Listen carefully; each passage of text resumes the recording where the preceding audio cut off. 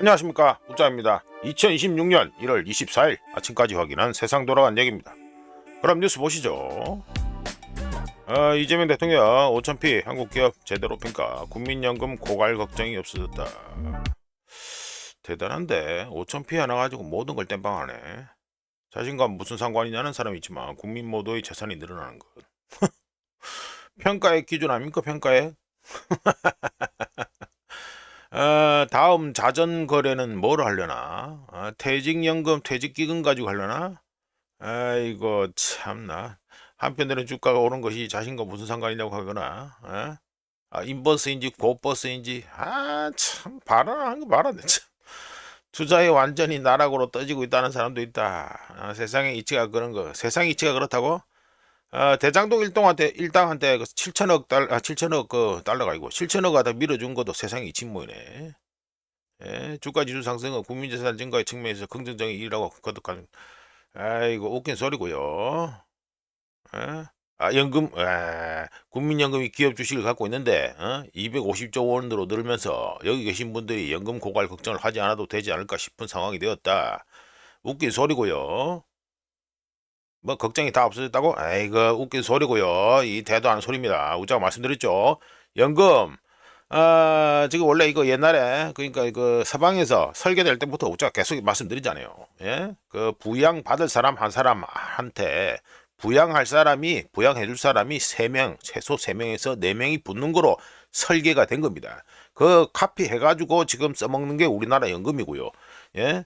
뭐 이거 기본적으로 설계될 때부터의 그 설정 자체가 값 자체가 지금 안 맞아요. 안 맞는데 무슨 국민연금 고갈 걱정해서 이런 사기를 치고 자빴습니까? 예? 구랄 치고 자빴어요. 5천피 하나 가지고 5만 걸 다 카바리 치고 한다 있네. 간단히 코멘트하면 역시나 아몰랑 한번 돌려 먹으면 망고 땡인 호텔 경제학에다가 대장동 집단이랑 마인드가 비슷하다. 예, 넘어가고요. 위장미연 특혜 입학. 여도 뭐 종합백화점이죠. 이혼 의혹 추궁. 예, 여야비로 차수 변경 후 새벽 1시로 종료. 15시간 가까이 전방위 공세. 반복된 비판에 장남 성적 우수해. 말 바꾼 적 없다. 말 바꾼 적 없다? 뭐 별의별 얘기 다 나오던데 보니까.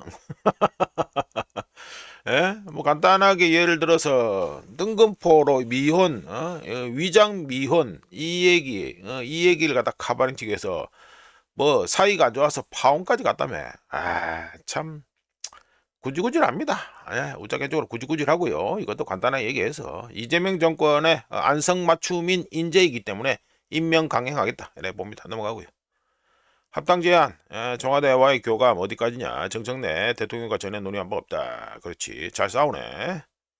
혼자 결정 아니다 언급했다가 대통령 독대설까지 나오자 논의 부인. 비당권파, 친청 대 친청이 싸우고 있는 거죠. 대통령과 교감 아니라고 확인. 진상공개 사과야. 여기가 친청이네. 친청 딱 보니까 친청으로 나온 3명이네. 초소 모임은 합당 우려되는 지점 적잖아. 적정내는 당내 갈등 분열 여기 말라. 잘 돌아갑니다. 잘 싸우네. 우자 말씀드렸죠. 이 자칭 진보, 우리나라 K 자칭 진보는요. 내부 투쟁 하나만큼은 끝내줍니다. 이 동네는. 잘 싸우고 있다. 네, 넘어가고요.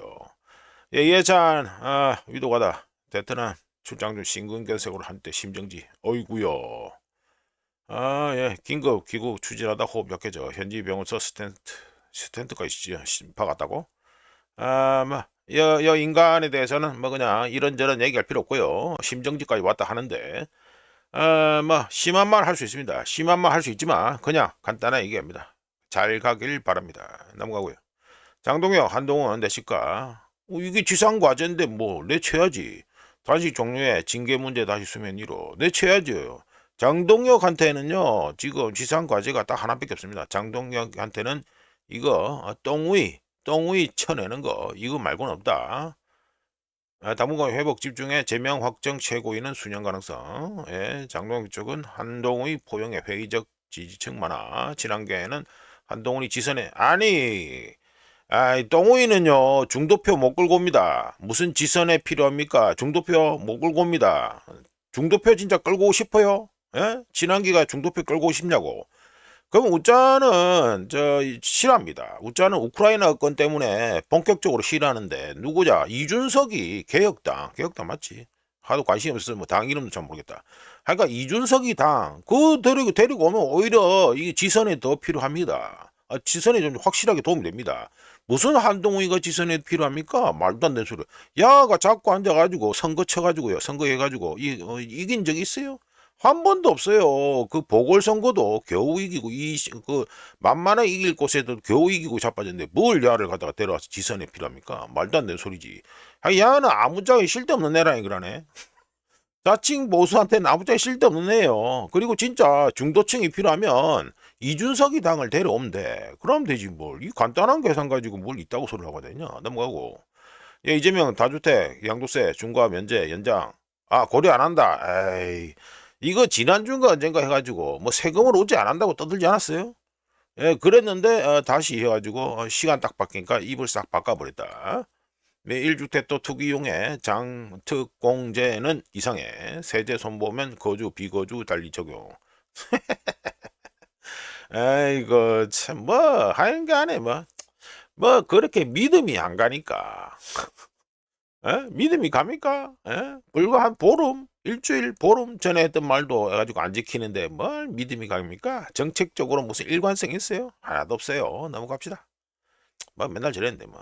최민희 딸 축의금 의혹 강제 수사. 딸이 직접 이야기했다. 반박.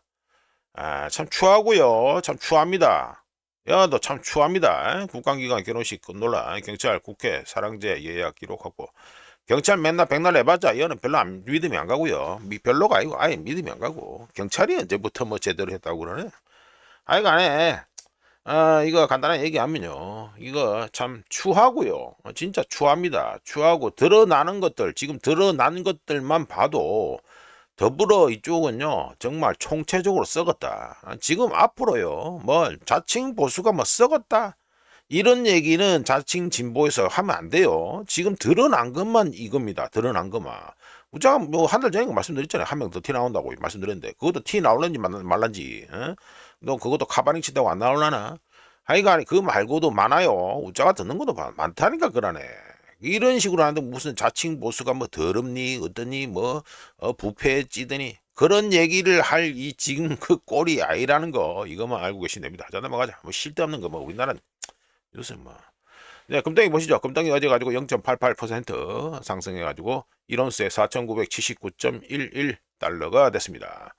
볼린저 밴드 밖으로 나갔죠. 아이고 RSI 커버 뭐 데일리 기준입니다만 오바이트 나오고 앉아있고요. 하여간에 잘 올라가고 있다. 이래 됩니다. 그 다음에 금덩이 다음에 은덩이 얘기가 바로 나와야 되는데 저 금덩이 얘기니까 관련해가지고 폴란드 쪽 얘기를 말씀드릴게요. 폴란드 해가지고 골드 바잉 스프레이 뭐 이래 돼 있죠. 그 돈을 엄청 써가지고 금덩이 산다 이 말인데 말씀 들어보면 세계 최대 금 매입국으로 현재 누가 알려져 있습니까? 그 중에 하나가 폴란드죠. 폴란드 중앙은행이 지정학적 불안정으로 인해 금값이 올타임 하이를 경신했지만 150톤의 금을 추가 매입할 계획이라고 했습니다. 급등하는 금값이 폴란드 중앙은행에게는 장애물이 안 된다는 얘기인데요. 폴란드 중앙은행은 금 보유량을 700톤으로 늘리겠다는 계획을 이미 승인한 바 있습니다. 관련해서 폴란드 중앙은행은 우리의 최우선 목표는 불안정한 지정학적 시대에 폴란드의 안정, 안보, 신뢰성을 보장하는 적절한 포트폴리오를 구축하는 것이다 라고 하면서 금값은 우리에게 주요 고려 사항이 아니다 이렇게 얘기했습니다. 넘어가고요. 자, 은값을 보시죠. 은값이 어제 가지고 24시간 동안 해가지고 무려 6.50%또 6% 이상 해가지고 상승했습니다. 그러면서 우짜가 말씀드렸죠. 뭐 실버 옵틱스 보면은 그 데이터로 보면은 세 자릿수는 간다. 말씀드렸다시피 1온수에 102.41달러가 됐습니다. 잘 녹았습니다. 참고로 금덩이가 1%안 되게 상승하는 동안 은덩이가 6.5% 하루 1일 데일리 기준으로 6.5% 이상 상승한 횟수는 이번까지 합쳐가지고 총 7번째가 됩니다. 하여간에 금덩이가 아주 잘 나가고 있다. 우짜는 말씀드렸죠. 뭐 올해 금보다는 은 쪽이 퍼포먼스가 좋을 거다. 물론 이거 우짜한테는 비싸다라고 말씀드렸고 하여간 퍼포먼스가 좋을 거다 말씀드리고 1월 15일 뉴스 모임에서 금은 레이시오에 대해서 우짜 개인적으로 한 40까지도 본다. 예? 40까지도 본다라고 말씀드렸습니다. 그럼 40까지 본다는 얘기는 금덩이보다는 은덩이 퍼포먼스가 더 좋을 거다라는 소리가 되죠. 이 얘기를 갖다가 우짜가 1월 15일 뉴스 모임에서 말씀드린 바 있습니다. 자, 은덩이 이래 잘 나가는데 그러면 또 하나를 또 볼 게 있습니다. 자, 이게 뭡니까? 애플파이 주니어 시어 그러니까 뭐 소규모 은광산 주지요. 은광산 주입니다. 자, 이거 은광산주 이쪽의 경우에는 지금 보시면 은덩이가 지금 6.5%나 상승하는 동안 이거 줄여서 티커로는 SILJ인데 이거 자체는 절반도 안 되는 이 3% 겨우 3%를 치자 3% 정도 절반도 안 되는 3% 상승했다. 이 말은 뭐가 되죠? 차트상으로는 볼린저 밴드 밖으로 나왔습니다만 투자자들이 현재 은값에 회의적인 태도를 유지하면서 폭락 또는 급락을 예상하고 있다는 소리가 됩니다. 은값에 비해서 많이 짜치죠. 은값은 6.50%인데 예, 이거 소형 은광주 ETF 이 자체는 해가지고 반도 안 된다. 이러면 아직까지는 좀 뜨뜻미지근하게 보고 있다. 이 소리가 됩니다. 투자자들 중에서 혹시라도 이 폭락이나 급락이 터질 수도 있다. 이거를 예상하고 있다는 소리가 됩니다. 이거 보조해서 보면 이래 되겠죠. 자, 넘어가고요. 달러 인덱스 어제 많이 떨어졌습니다. 이유를 찾자면 재정적자, 미국의 재정적자, 그리고 지정학적 긴장 고조, 그리고 그린란드 후폭풍, 그리고 하나 더 포함하면은 뭐가 있다. 파월 대신해서 다음에 패드 총재 의장이 될 사람을 갖다가 트럼프가 조만간 며칠 내로 해가지고 임명할 거라는 소식이 지금 현재 돌고 있습니다. 덕분에 어제 해가지고 저 달러 인덱스가 많이 떨어졌죠. 마이너스 0.91% 많이 떨어진 겁니다. 이러면서 97.46 우짜가 2011년부터 꺾고 있는 장기 트렌드 라인인데 그게 현재 97.4를 갖다가 지금 지나가고 있습니다. 살짝 바로 위에 있다는 거 상당히 좀 많이 내려갔죠 어제? 예, 이렇게 많이 내려갔다 이게 됩니다. 요 차트를 보시면 아시겠죠? 이 직전에 해가지고 여기 바닥이 여기죠. 여기 바닥이 여기입니다. 요렇게 해가지고 계속해서 하락이 터진다 이럴 것 같으면 지난 5개월 내 최저치가 어제다 2025년 9월 중순이었는데 요거 요 중순 때까지 요 수준까지 내려갈 수도 있다 이런 예상을 할 수도 있겠죠. 예, 이래 됩니다. 앞으로 어떻게 되는지 한번 지켜보시면 되겠습니다. 넘어가고요.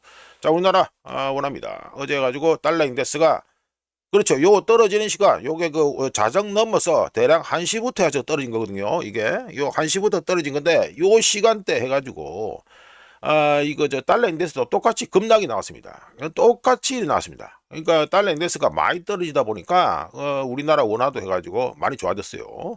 1.26%나 무려 1.26%나 좋아졌다. 달러 인덱스는 0.91% 하락하는 동안 1.26% 좋아져서 가지고 1달러에 1446.22원이 됩니다.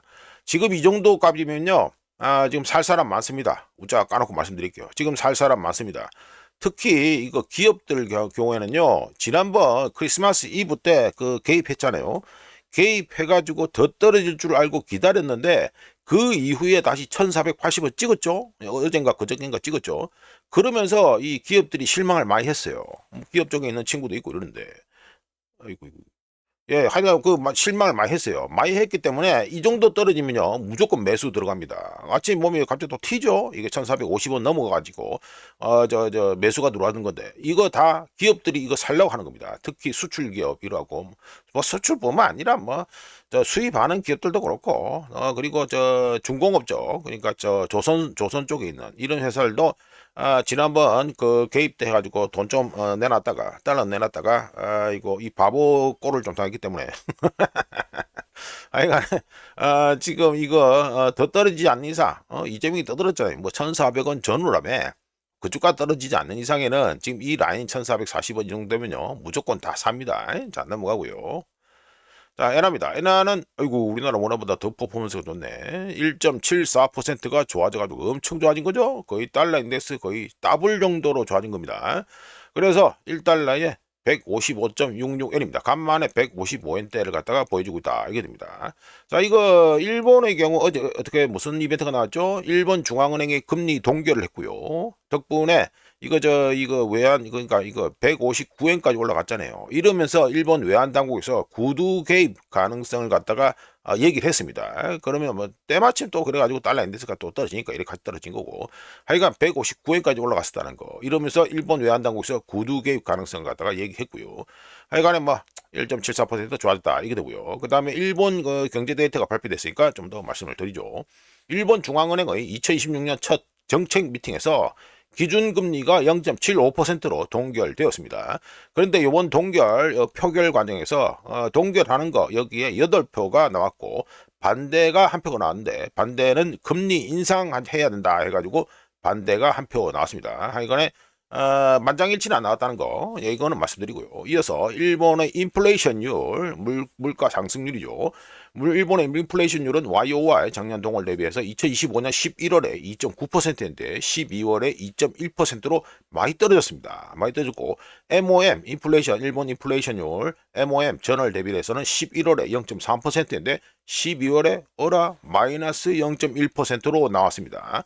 그리고 코어 인플레이션, 요거 뭐 일본말을 우리나라에서 하면 근원물가 지수 뭐 이래 하죠. 요것도 2025년 11월에 YOY 작년 동월 대비해서 3%였는데 12월에 2.4%, 여기 나와있죠. 2.4%, 2.4%로 하락했습니다. 그리고 신선식품하고 에너지를 제외한 인플레이션은 2025년 11월에 3%인데 12월에 2.9%로 요거는 소폭 하락했습니다. 자, 이어서 또 얘기를 해보죠. 일본 얘기가 조금 있습니다. 아이고, 이상하게 되는데. 네, 말씀드리면 일본 중앙은행의 일본 국채 보유 비중이, 보유 비율이 전체 발행된 국채 중에서 48%까지 떨어지면서 8년, 이거 8Y 돼 있죠? 그 이어죠, 이어. 그러니까 8년 내 최저를 갖다가 기록했습니다. 참고로 일본 중앙은행은 QT 양적 긴축 프로그램의 일환으로 월간 국채 매입 규모를 2024년 중반 5조 7천억 엔에서 2조 9천억 엔으로 현재 줄인 상태고요. 2027년 내년이구나.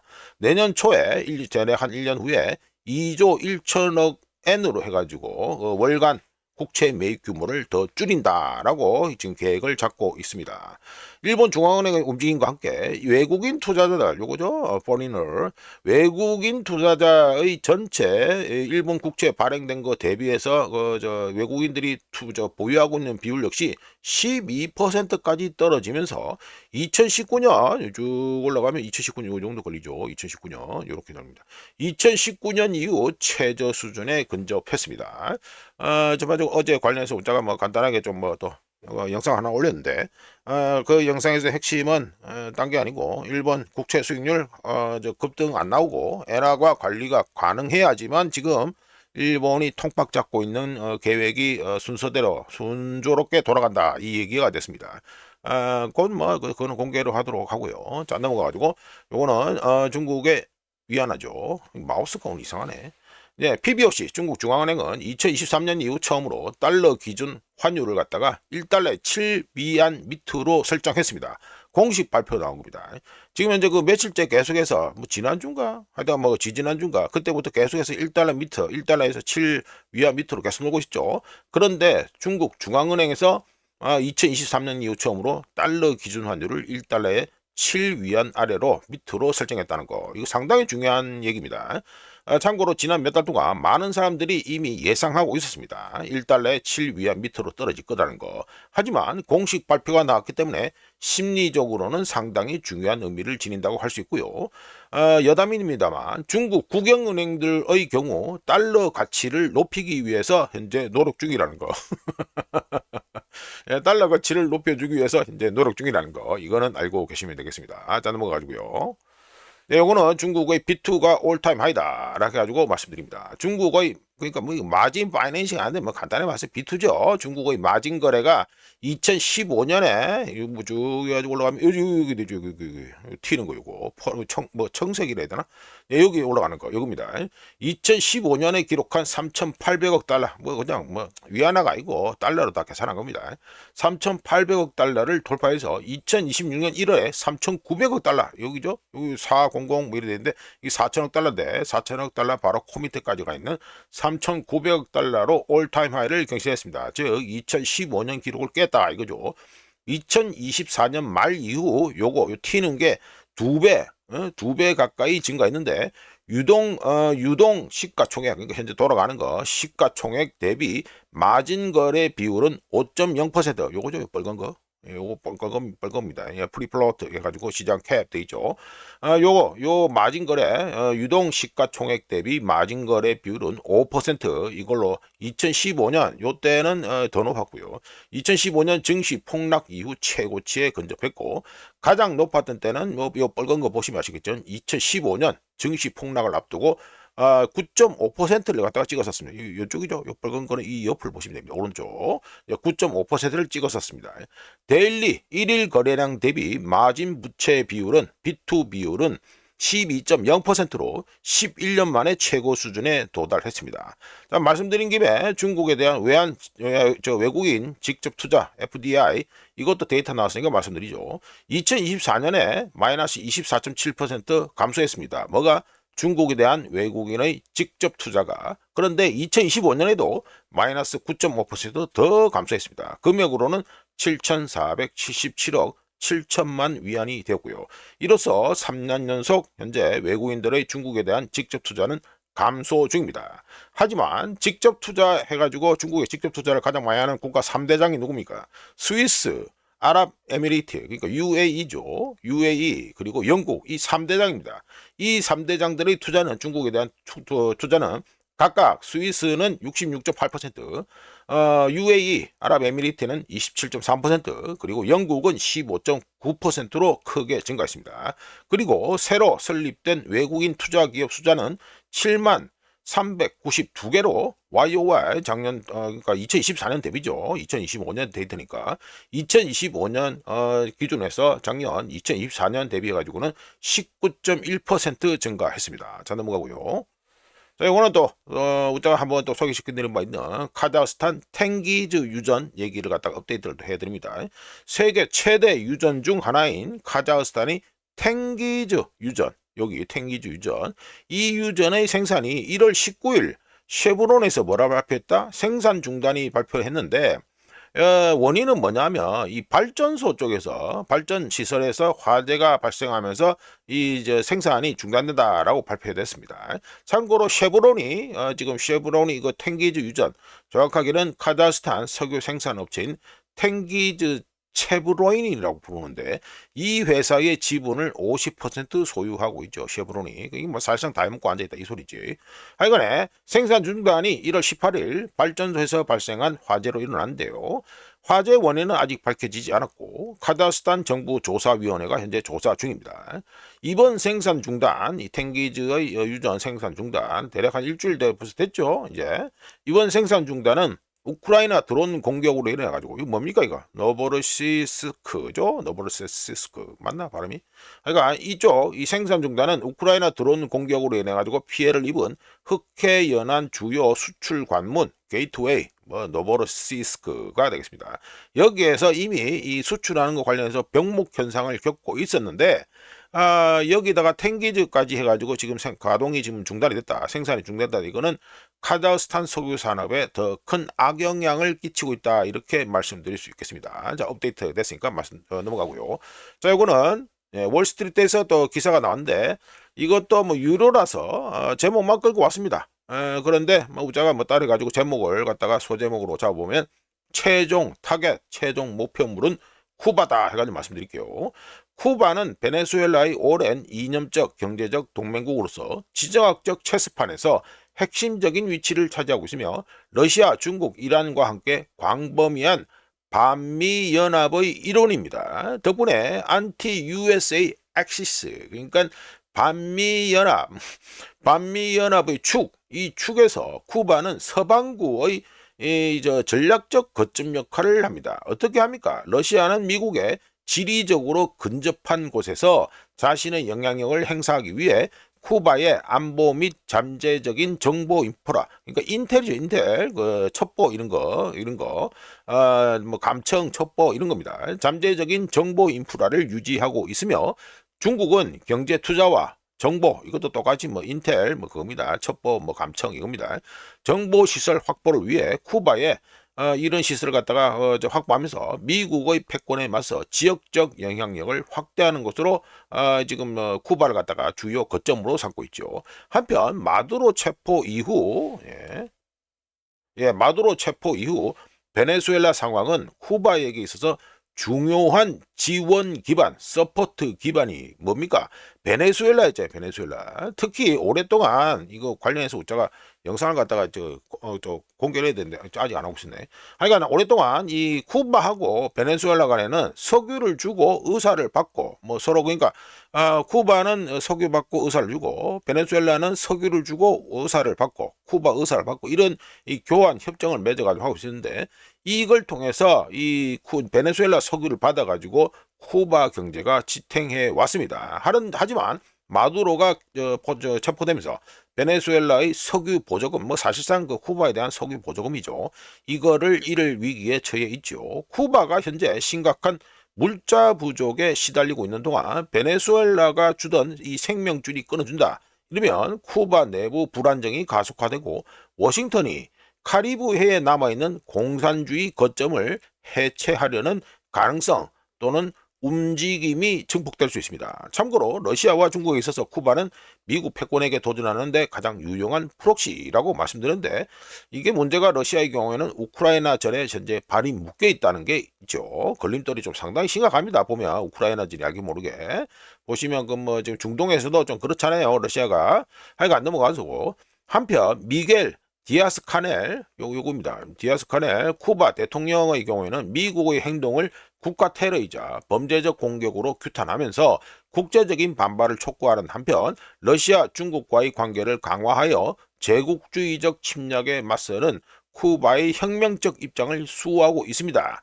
하지만 미겔 디아스 카넬의 입장은 이 쿠바 위기를 증폭시킬 수 있으며 마두로 체포 이후 현재 이 카리브해 쪽에서의 지역 질서 속에서 미국의 추가 제재나 전략적 포위망을 갖다가 초래할 가능성이 있다. 이 문제가 있습니다. 하여간 미국 그러니까 트럼프의 최종 목표는 쿠바다. 이게 되겠고요. 자 넘어가서 오늘 또 미시간대에서 경제 데이터가 발표됐습니다. 소비자 심리 데이터죠. 말씀드려보면 미시간대 소비자 심리 지수는 2025년 12월에 52.9였는데 2026년 1월 해가 바뀌어서 1월에 56.4로 퍼른 겁니다. 56.4로 상승했고요.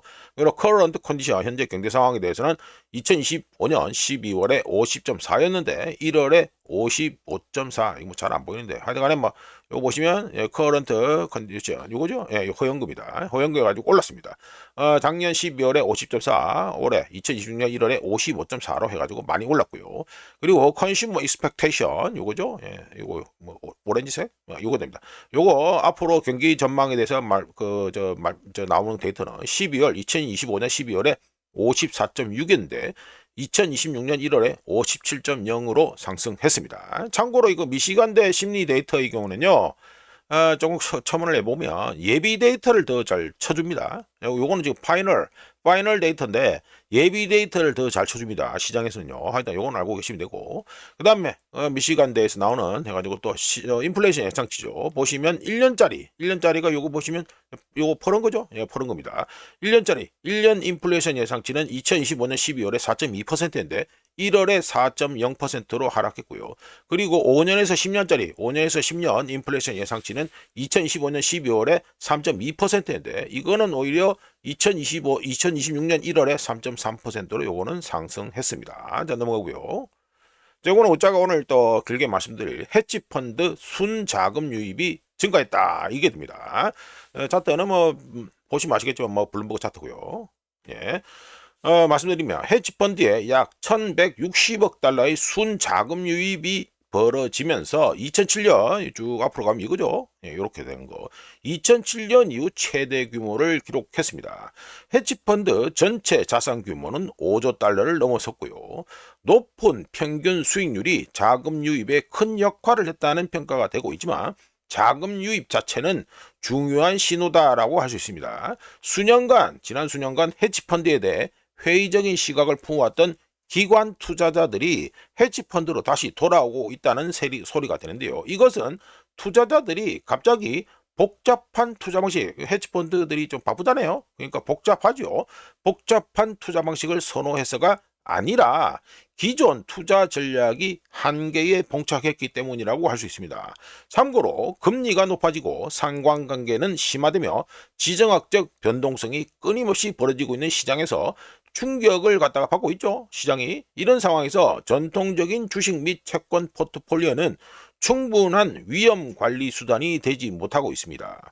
한편 투자자들이 헤지펀드로 돌아오는 이유는 단순히 위험 회피 심리뿐만이 아니라 유연성을 추구하는 투자 움직임이다 라고 할 수 있는데, 일반적으로 헤지펀드는 롱 포지션 포트폴리오에는 없는 다양한 투자 도구들, 예를 들어 말씀드리면 롱 숏 포지션, 상대 가치 거래, 거시경제 전략, 변동성 대응 전략, 시장 불안정 시 빠져나올 수 있는 능력, 그러니까 토낄 수 있는 능력, 이런 것들을 제공하는데요. 불균등한 현재 이 경제 성장, 리쇼링으로 대표되는 산업정책, 무역 마찰, 무역 전쟁, 그리고 우리가 알고 있는 그냥 전쟁, 그리고 끊임없이 변화하는 중앙은행의 정책 우선순위로 특정 지연을 지어지는 요즘 세상에서 이 분산, dispersion, 이 자체가 요구가 커지면서 분산이야말로 그러니까 뭐 포트폴리오 분산이죠. 분산이야말로 액티브 전략이 실제로 가치를 더할 수 있는 지점이다라고 할 수 있습니다. 간단하게 말해서 자산 운용자들이 단순히 상승을 갖다가 쫓기보다는 선택적 기회를 구매하고 있다, 이 소리가 되겠죠. 헤지펀드에 대한 이번에 대규모 자금 유입은 단순한 투자 심리 신호가 아니라 시장 구조를 보여주는 신호다라고 할 수 있는데, 헤지펀드 수익 중 상당 부분은 원활한 자금 조달 환경, 예를 들어서 뭐가 있습니까? 레포 시장, 그리고 프라임 브로커리지 레버리지, 요거 제가 해가지고 요걸 인베스터 피디아 이걸 가져와서 막 그냥 보여드립니다. 프라임 브로커리지 레버리지, 그리고 안정적인 담보 가치 하락률, 그리고 이거 예측 가능한 변동성 등에서 나옵니다. 이런 전략들은 자금 조달이 어려워지거나 모든 투자자들이 한꺼번에 익스포저를 갖다가 줄이려고 할 때, 노출을 줄이려고 할 때까지는 낮은 위험을 보이는 안정적인 투자처럼 보일 수 있게 하죠. 2007년 상황과 비교하는 것이 사람들을 불안하게 만드는 이유도 여기에 있는데요. 이게 좀 말씀드리면, 역사가 정확히 똑같이 반복된다는 것은 아니지만, 2007년 이런 거 역사가 똑같이 반복된다는 것은 아니지만, 투자 유치 전략이 효과를 발휘하고 수익이 안정적으로 보이며 군중 현상이 은밀하게 형성되고 있기 때문입니다. 지금 이 시장이 이런 가운데 뭐가 잘못될 수 있는지를 갖다가 주목해야 되는데, 시장이 변동성을 보이면서도 질서 오더를 유지한다면 헤지펀드는 투자자들이 그들에게 기대하고 투자하는 만큼 정확하게 행동할 수 있습니다. 하지만 자금 조달 시장에 스트레스가 닥치면 위험, 리스크가 발생하지요. 예를 들어서 레포 금리 인상, 타이트해지는 마진 조건, 갑작스러운 변동성 급등, 그리고 포화 상태를 보이는 현재 이 주식시장 같은 이 거래, 트레이드 등의 동시 청산 이벤트 등이 있습니다. 만약 이런 상황이 발생하면 위험을 해지하도록 설계된 전략조차 어쩔 수 없이 매도 포지션을 취하게 될 수밖에 없다. 강제로 매도를 당하게 된다, 이 말이 되죠. 즉 진짜로 중요한 신호는 헤지펀드에 대한 자금 유입이 아니라 자금 조달 조건, 환매 조건부 이거 레포죠. 환매 조건부 채권 레포 시장, 그리고 증거금 요건, 그리고 변동성 추이이며 가장 큰 미지수, 현재 가장 문제가 될 수 있는 잠재적인 위험은 뭐다? 실제로 돈이 어디로 가고 있는가, 또는 돈이 어디로 갔는가입니다. 과거에 그랬다시피 짐짜배기 거시경제 전략이나 방어 전략은 스트레스, 금융시장이 스트레스를 받고 있는 상황에서 레버리지를 활용한 상대 가치 매매나 변동성 매도 전략과 매우 다르게 움직인다는 거, 이거는 알고 계셔야 됩니다. 진짜배기 거시경제 전략이나 방어 전략이요. 자, 이런 가운데 좀 더 넘어가지고, 예, 미닝 헤지펀드 해가지고 나왔는데 이미지가 괜찮아서 우리가 쓰는 겁니다. 헤지펀드에 대한 자금 유입은 한편으로는 기관들이 더욱 불안정하고 정치적이며 금리에 민감한 시장 환경에 대비하고 있음을 시사하고, 다른 한편으로는 금융 시스템이 원활하게 작동하는 데 의존하는 전략에 더 많은 자본이 집중되고 있다는 걸 의미합니다.